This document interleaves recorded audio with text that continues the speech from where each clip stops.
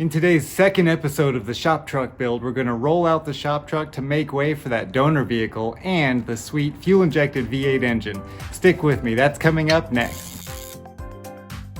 This guy's about 1,000 pounds lighter now, and the brakes are fixed, so it should roll right out into the driveway. We'll bring in that Lincoln.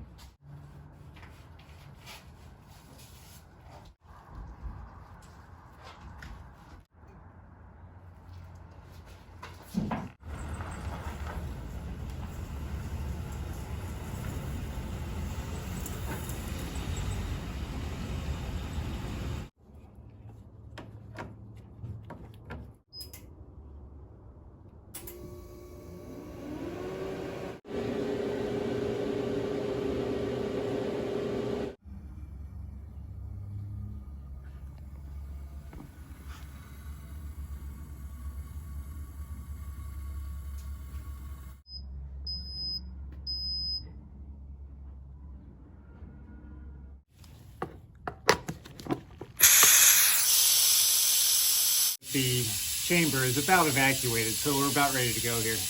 All right, air hose is disconnected. Now you can hear me better. So I can take this tube and connect it to my hard line. Just like that. And now I've got the go button, the valve here. As soon as I open that valve, it's just gonna start pulling transmission fluid out. Really quick too. That vacuum works great.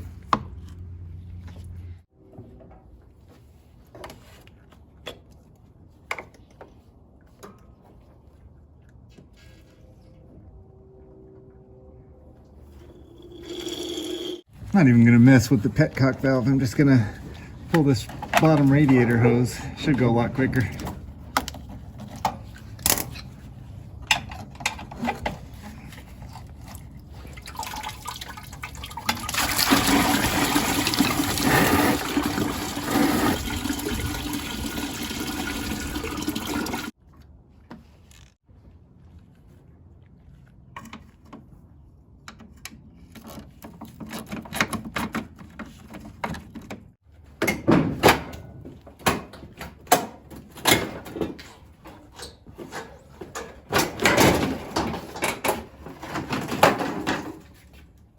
Because technology.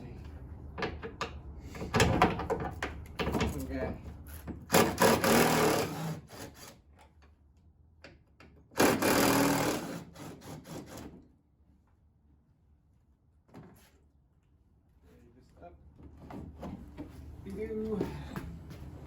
And we're going to put it vertical. And just set down. Oh.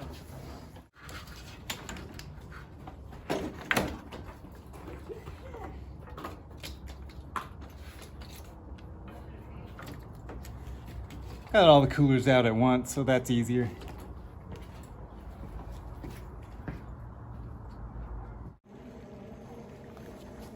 Just using the scan tool to activate the fuel pump.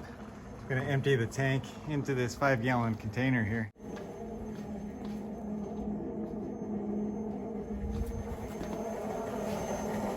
Man, that thing is super noisy.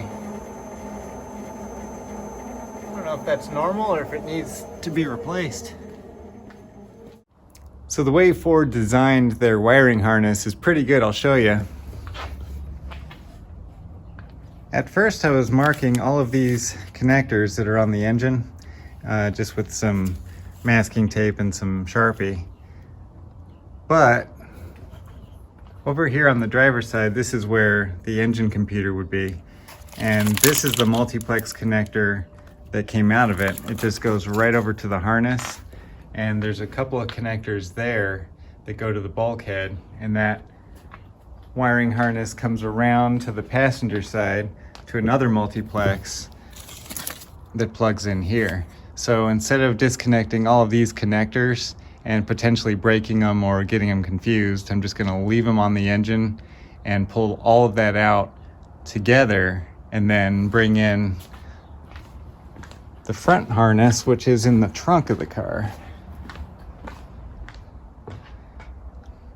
So this is going to be the fuse box connection for starter, alternator, battery, and the lights and everything up in the front of the car.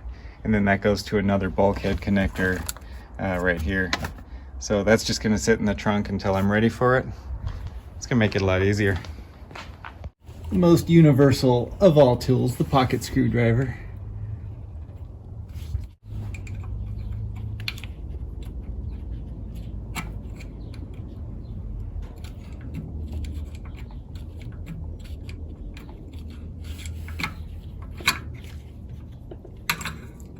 Just wanted to walk that off. I did not want to break this little plastic out of the bracket, so I can just disconnect the linkage at the transmission, and that's another step out of the way. So why in the world did they use a 19mm nut to hold the shift linkage on? I don't know. But I've got it on a swivel and an extension, so I'm using air just to get this thing off.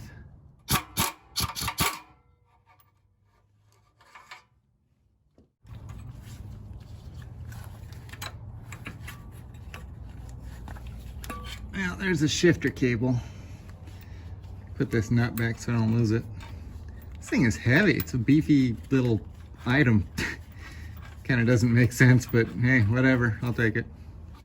All right, it's exhaust time.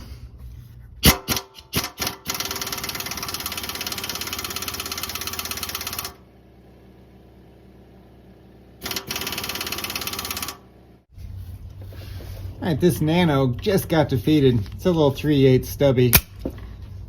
So what we're gonna do is grab the 1/2 inch. I'm using an extension and a swivel, so we're gonna need something bigger.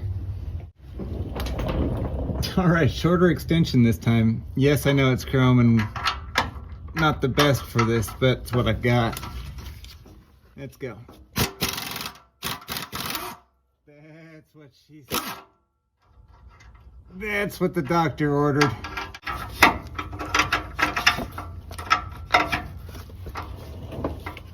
All right, let's get it. Wow. That thing was on there. Whew.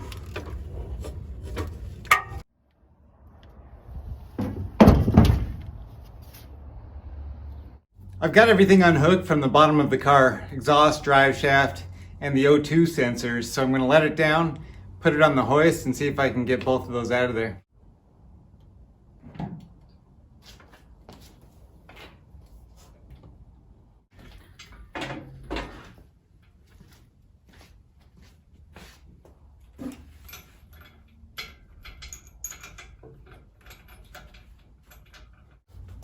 To answer your question, yes, I am using a seatbelt as a hoist to lift this engine and transmission. I've got it wrapped around the exhaust manifold. Should hold up okay. This engine doesn't have any lift points to speak of, so it's hard to use chains. I'm just going to use a seatbelt.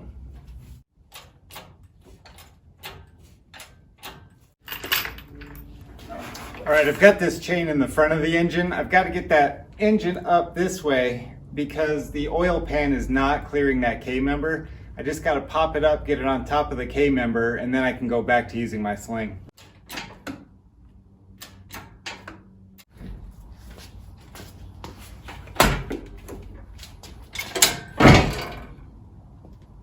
That sounded promising. Okay, so now the oil pan is on top of the K-member where I want it, but the driver's side O2 sensor, bank 1, is sticking out of the exhaust manifold.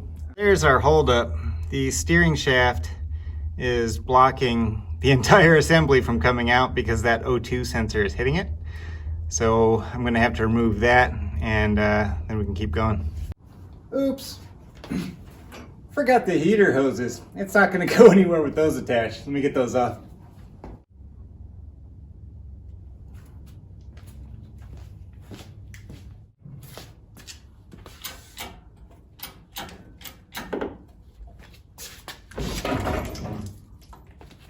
Whoa, it moved.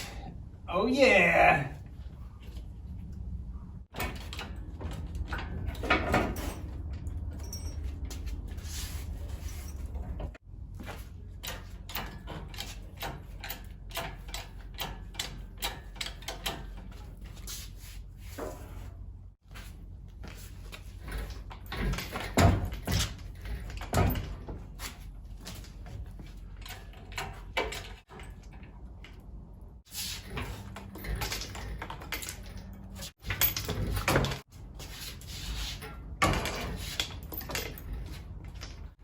I guess my Boy Scout skills won.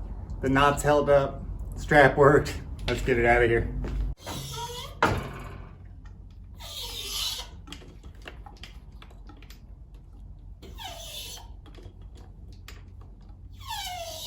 All right, I'm happy with that. So I'm gonna let this simmer here on the floor, move some things around, and then we'll get started on more of the wiring. For now though, Nuts and Bolts with Tone is live, so I'm gonna join him there. I'll see you next time. To see all my content when it's released, click over here.